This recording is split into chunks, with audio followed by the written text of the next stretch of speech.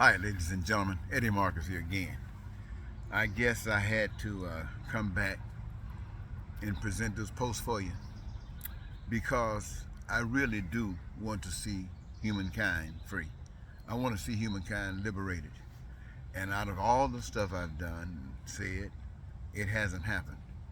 And I don't think that I am necessarily the one to bring about that magnificent of a change, but at least play a part in the process. And my part is just a little small part, as I can. Well, I'm I'm sure of that, but I would like to.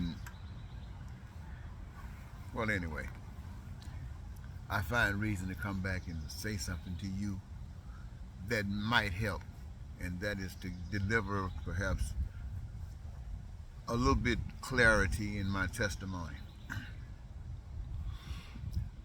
I talked to you about God because a miracle happened to me, and a miracle, you would agree, is something that happens that human beings don't do. It's outside of the ability. And sometimes we say human beings uh, maybe engage themselves and cause a miracle, but it is different than the miracle that we call a miracle. And so I had a miracle, a couple of them, that took away all doubt about whether God existed or not.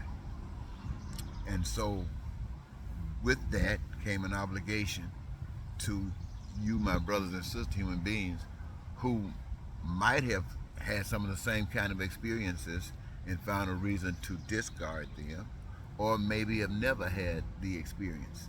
And so I would like to, spend all this time telling you but about God. But I also want to tell you these things about God because it would allow us, if we knew that, to live a fantastic, wonderful life. But not knowing that, it allows us to be manipulated, exploited, controlled, and just slaved.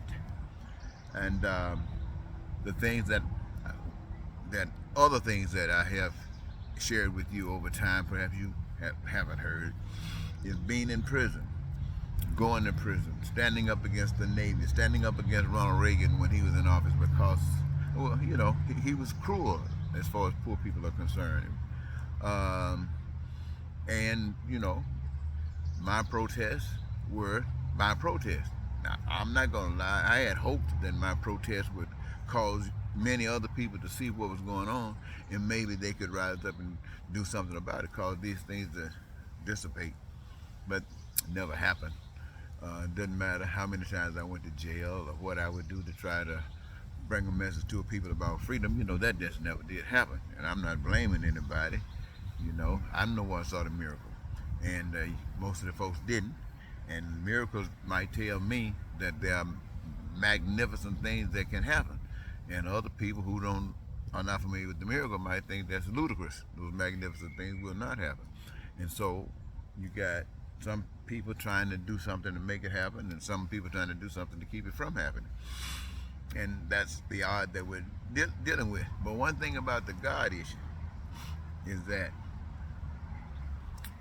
when you champion God, you never have to lose. You see, because when God shares with you, then you know it's right.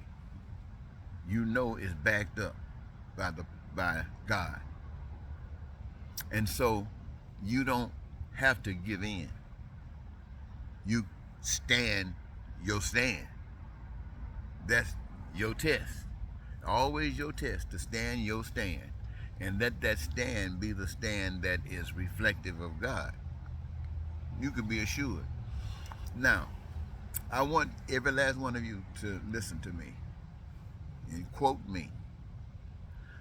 Out of all of the years, 40 some years of standing up, giving voice and advocacy for basic human rights for all people as a standard that God has basically set for us if we choose. The message has been genuine. The vocal message has been genuine. I have tried some of the physical stuff. But I say you never have to lose because when the test comes, this is the opportunity for major changes to happen wherever you are involved in and whatever you're involved in.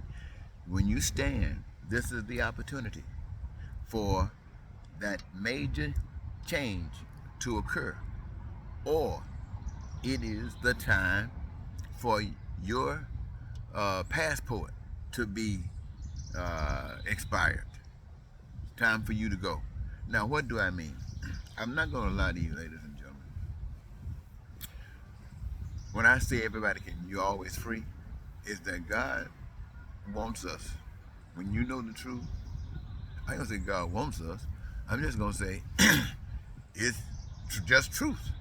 If you stand, for instance, I know I'm kind of skipping around a bit right now, but certain thoughts coming into my mind. That was something I stood for when I was in the military. I went to military jail, prison, brig, and it was the happiest time of my life. It was the happiest time of my life. Why? Because of what I went there for, what I represented. What I represented when I came out and went to prison in Stillwater. It was what I represented. I represented something fantastic. I represented peace and prosperity for all people. And I stood up against the system. I brought attention to it, challenged it, and lost. And went to prison. And it was fantastic. I didn't worry about was my woman cheating. It never crossed my mind. I didn't worry about what was happening on the outside of the world, except when I get out, what was my next move going to be, because it was just great. And what I really do know, and I know you know too, is that when you stand against the devil will kill you. And there are certain times when God will allow that to happen. Seriously. The devil will kill you. And we're living in hell. Why do you think we'll continue to live in hell? Because if you stand up, there will be changes made or you will be killed. You know that. And you don't want to die. That's why I'm still here. I know that I'm on a path that leads to assassinations, murder. I'm on that path. I know that. But what has happened is that for time I have waited hoping that we the people would wake up and make the changes. Why? Because I like human beings. I like the human race. And can you imagine a human race that's working, that the problems are gone? I mean, man, I don't want to think about dying going to a place like that. I'm thinking about living in a place like that. So I keep, over these years, have been hoping, but it hasn't happened. I realize that what it is, it's really, truly an individual thing, ladies and gentlemen. It's always an individual thing because we always got the power to stand up.